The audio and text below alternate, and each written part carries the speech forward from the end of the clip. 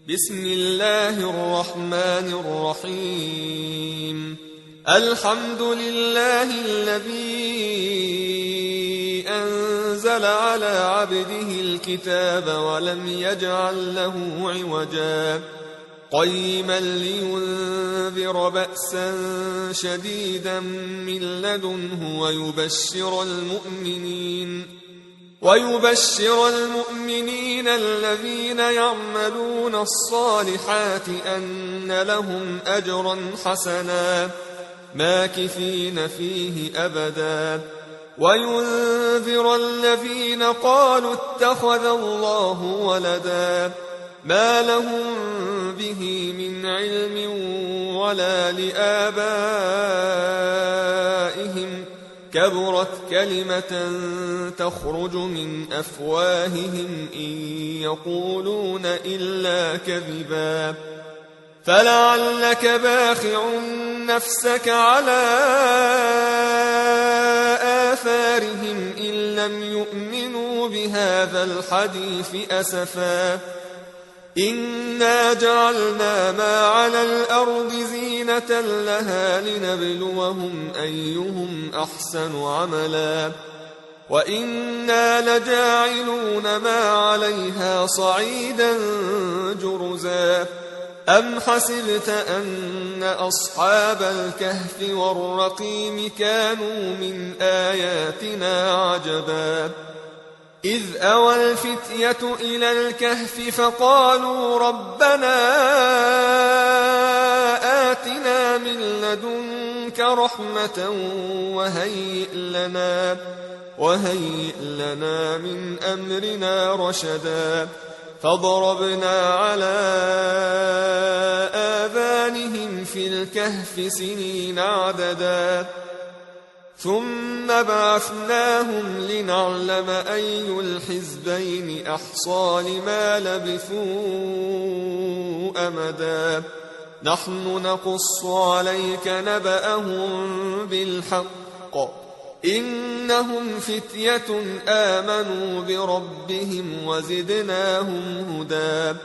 وربطنا على قلوبهم إذ قاموا فقالوا ربنا رب السماوات والأرض لن ندعو من دونه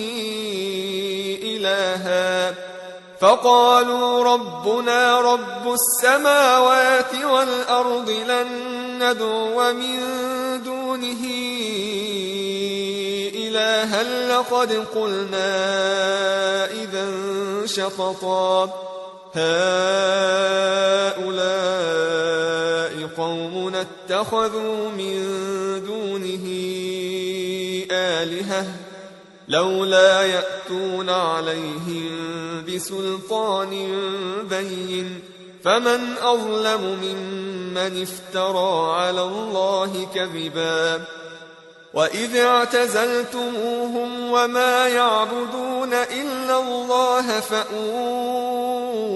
إلى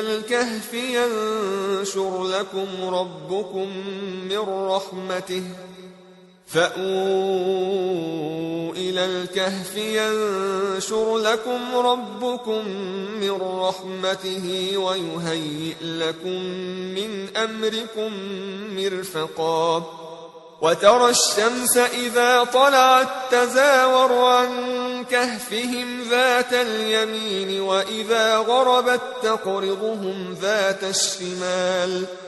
وإذا غربت تقرضهم ذات الشمال وهم في فجوة منه ذلك من آيات الله من يهد الله فهو المهتد ومن يضلل فلن تجد له وليا مرشدا وتحسبهم أيقاظا وهم رقود ونقلبهم ذات اليمين وذات الشمال وكلبهم باسط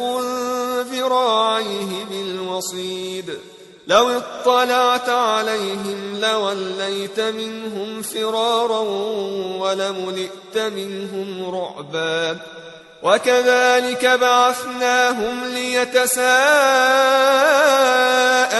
بينهم قال قائل منهم كم لبثتم قالوا لبثنا يوما أو بعض يوم قالوا ربكم أعلم بما لبثتم فابعثوا أحدكم بورقكم هذه إلى المدينة فلينظر أيها أزكى طعاما فليأتكم برزق منه وليتلطف ولا يشعرن بكم أحدا إنهم إن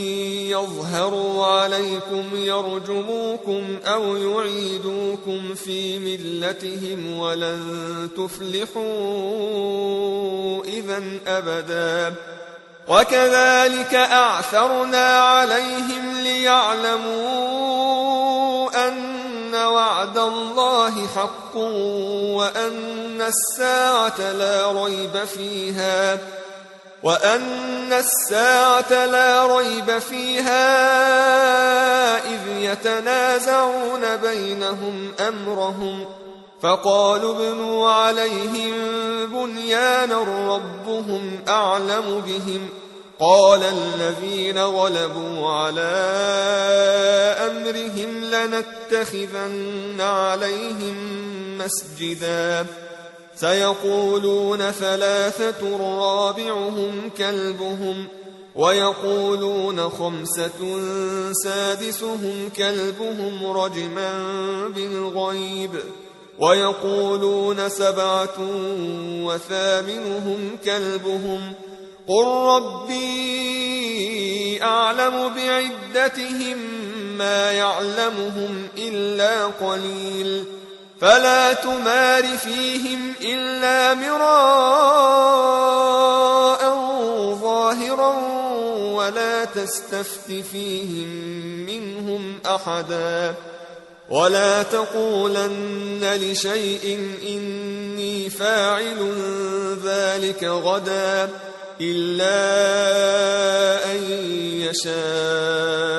الله واذكر ربك إذا نسيت وقل عسى أن يهديني ربي لأقرب من هذا رشدا ولبثوا في كهفهم 300 سنين وازدادوا 9 قل الله أعلم بما لبثوا له غيب السماوات والأرض أبصر به وأسمع ما لهم من دونه من ولي ولا يشرك في حكمه أحدا واتل ما أوحي إليك من كتاب ربك لا مبدل لكلماته ولن تجد من دونه ملتحدا واصبر نفسك مع الذين يدعون ربهم بالغداة والعشي يريدون وجهه ولا تعد عيناك عنهم تريد زينة الحياة الدنيا ولا تطع من أغفلنا قلبه عن ذكرنا واتبع هواه وكان أمره فرطا وقل الحق من ربكم فمن شاء فليؤمن ومن شاء فليكفر إنا أعتدنا للظالمين نارا أحاط بهم سرادقها وإن يستغيثوا يغاثوا بماء كالمهل يشوي الوجوه بئس الشراب وساءت مرتفقا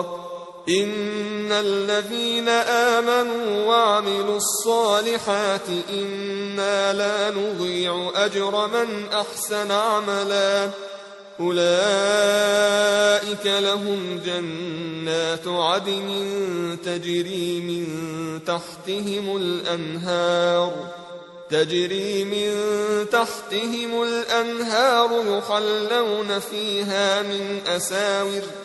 يحلون فيها من أساور من ذهب ويلبسون ثيابا خضرا من سندس واستبرق متكئين فيها على الأرائك نعم الثواب وحسنت مرتفقا. واضرب لهم مثلا الرجلين جعلنا لأحدهما جنتين من أعناب وحففناهما بنخل وجعلنا بينهما زرعا كلتا الجنتين آتت أكلها ولم تظلم منه شيئا وفجرنا خلالهما نهرا وكان له ثمر فقال لصاحبه وهو يحاوره أنا أكثر منك مالا وأعز نفرا ودخل جنته وهو ظالم لنفسه قال ما أظن أن تبيد هذه أبدا وما أظن الساعة قائمة ولئن رددت إلى ربي لأجدن خيرا منها منقلبا. قال له صاحبه وهو يحاوره أكفرت بالذي خلقك من تراب ثم من نطفة ثم سواك رجلا لكن هو الله ربي ولا أشرك بربي أحدا. ولولا إذ دخلت جنتك قلت ما شاء الله لا قوة إلا بالله إن ترني أنا أقل منك مالا وولدا فعسى ربي أن يؤتيني خيرا من جنتك ويرسل عليها حسبانا من السماء فتصبح صعيدا زلقا أو يصبح ماؤها غورا فلن تستطيع له طلبا. وأحيط بثمره فأصبح يقلب كفيه على ما أنفق فيها وهي خاوية على عروشها ويقول يا ليتني لم أشرك بربي أحدا. ولم تكن له فئة ينصرونه من دون الله وما كان منتصرا. هنالك الولاية لله الحق هو خير ثوابا وخير عقبا. واضرب لهم مثل الحياة الدنيا كماء إن أنزلناه من السماء فاختلط به نبات الأرض فأصبح هشيما تذروه الرياح وكان الله على كل شيء مقتدرا. المال والبنون زينة الحياة الدنيا والباقيات الصالحات خير عند ربك ثوابا وخير أملا. ويوم نسير الجبال وترى الأرض بارزة وحشرناهم فلم نغادر منهم أحدا وعرضوا على ربك صفا لقد جئتمونا كما خلقناكم أول مرة بل زعمتم أن لن نجعل لكم موعدا ووضع الكتاب فترى المجرمين مشفقين مما فيه ويقولون يا ويلتنا ما لهذا الكتاب لا يغادر صغيرة ولا كبيرة إلا أحصاها ووجدوا ما عملوا حاضرا ولا يظلم ربك أحدا وإذ قلنا للملائكة اسجدوا لآدم فسجدوا إلا إبليس كان من الجن ففسق عن أمر ربه أفتتخذونه وذريته أولياء من دوني وهم لكم عدو بئس للظالمين بدلا ما أشهدتهم خلق السماوات والأرض ولا خلق أنفسهم وما كنت متخذ المضلين عضدا ويوم يقول نادوا شركائي الذين زعمتم فدعوهم فلم يستجيبوا لهم وجعلنا بينهم موبقا ورأى المجرمون النار فظنوا أنهم مواقعوها ولم يجدوا عنها مصرفا ولقد صرفنا في هذا القرآن للناس من كل مثل وكان الإنسان أكثر شيء جدلا وما منع الناس أن يؤمنوا إذ جاءهم الهدى ويستغفروا ربهم إلا أن تأتيهم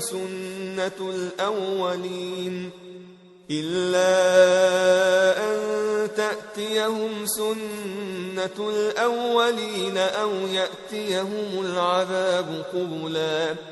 وما نرسل المرسلين إلا مبشرين ومنذرين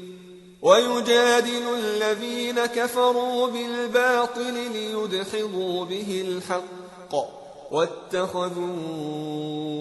آياتي وما أنذروا هزوا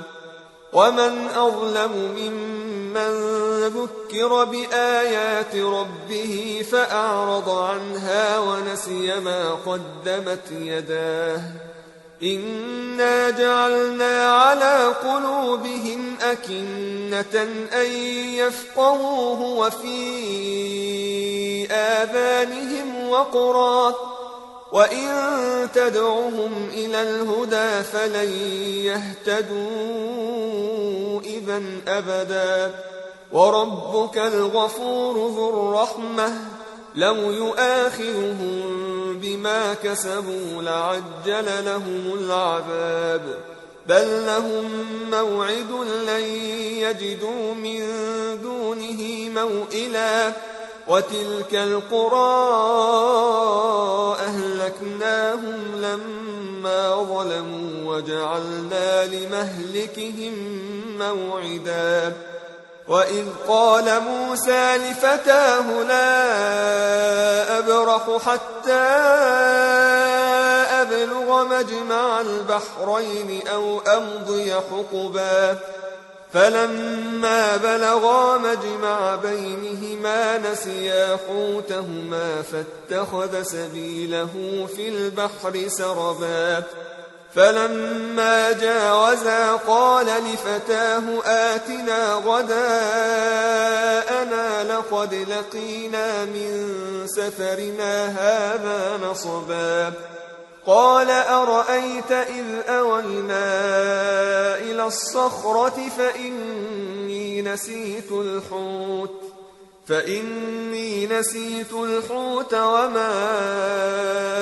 أنسانيه إلا الشيطان أن أذكره واتخذ سبيله في البحر عجبا قال ذلك ما كنا نبغ فارتدا على آثارهما قصصا فوجدا عبدا من عبادنا آتيناه رحمة من عندنا وعلمناه من لدنا علما قال له موسى هل أتبعك على أن تعلمني مما علمت رشدا قال إنك لن تستطيع معي صبرا وكيف تصبر على ما لم تحط به خبرا قال ستجدني إن شاء الله صابرا ولا أعصي لك أمرا قال فإن اتبعتني فلا تسألني عن شيء حتى أحدث لك منه ذكرا فانطلقا حتى إذا ركبا في السفينة خرقها قال أخرقتها لتغرق أهلها لقد جئت شيئا إمرا قال ألم أقل إنك لن تستطيع معي صبرا قال لا تؤاخذني بما نسيت ولا ترهقني من أمري عسرا فانطلقا حتى إذا لقيا غلاما فقتله قال أقتلت نفسا زكية بغير نفس لقد جئت شيئا نكرا قال ألم أقل لك إنك لن تستطيع معي صبرا قال إن سألتك عن شيء بعدها فلا تصاحبني قد بلغت من لدني عذرا فانطلقا حتى إذا أتيا أهل قرية استطعما أهلها فأبوا أن يضيفوهما فوجدا فيها جدارا يريد أن ينقض فأقامه قال لو شئت لاتخذت عليه أجرا قال هذا فراق بيني وبينك سأنبئك بتأويل ما لم تستطع عليه صبرا أما السفينة فكانت لمساكين يعملون في البحر فأردت أن أعيبها وكان وراءهم ملك يأخذ كل سفينة غصبا وأما الغلام فكان أبواه مؤمنين فخشينا أن يرهقهما طغيانا وكفرا فأردنا أن يبدلهما ربهما خيرا منه زكاة وأقرب رحما وأما الجدار فكان لغلامين يتيمين في المدينة وكان تحته كنز لهما وكان أبوهما صالحا فأراد ربك أن يبلغا أشدهما ويستخرجا كنزهما رحمة من ربك وما فعلته عن أمري ذلك تأويل ما لم تسطع عليه صبرا ويسألونك عن ذي القرنين قل سأتلو عليكم منه ذكرا إنا مكنا له في الأرض وآتيناه من كل شيء سببا فأتبع سببا حتى إذا بلغ مغرب الشمس وجدها تغرب في عين حمئة ووجد عندها قوما قلنا يا ذا القرنين إما أن تعذب وإما أن تتخذ فيهم حسنا قال أما من ظلم فسوف نعذبه ثم يرد إلى ربه فيعذبه عذابا نكرا وأما من آمن وعمل صالحا فله جزاء الحسنى وسنقول له من أمرنا يسرا ثم أتبع سببا حتى إذا بلغ مطلع الشمس وجدها تطلع على قوم لم نجعل لهم من دونها سترا كذلك وقد أحطنا بما لديه خبرا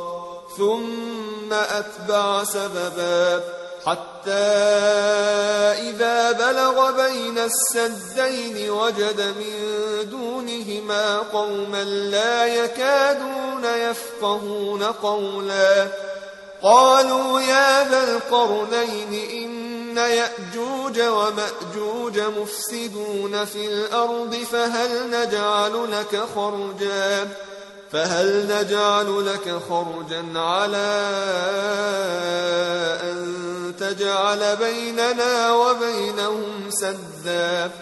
قال ما مكني فيه ربي خير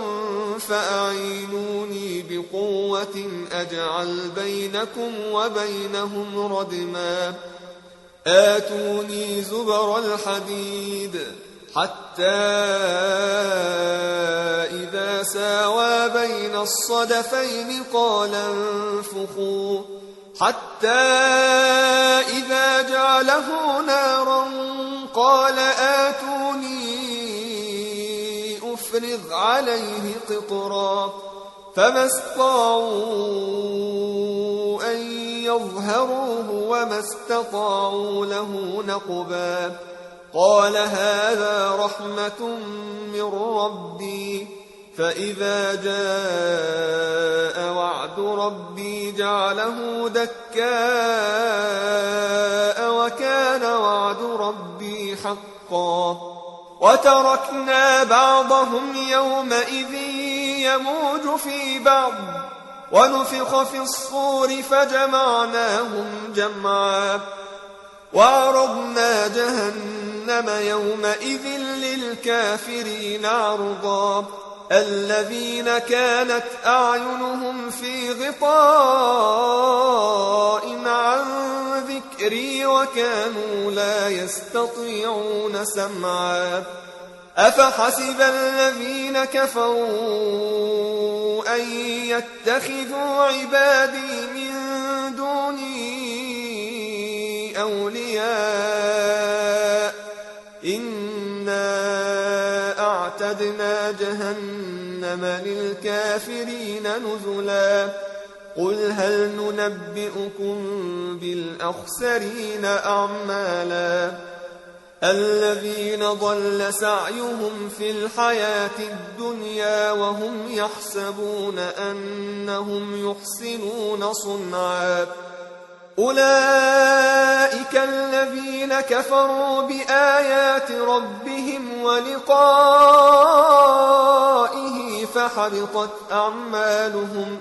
فحبطت أعمالهم فلا نقيم لهم يوم القيامة وزنا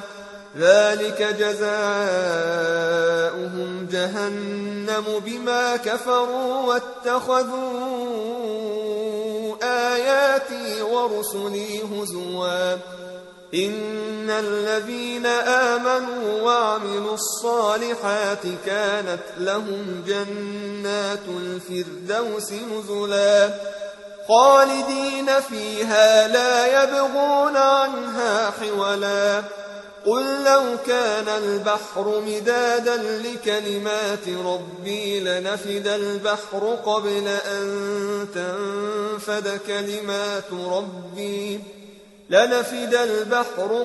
أن تنفد كلمات ربي ولو جئنا بمثله مددا قل إنما أنا بشر مثلكم يوحى إلي أنما إلهكم إله واحد فمن كان يرجو لقاء ربه فليعمل عملا صالحا ولا يشرك بعبادة ربه أحدا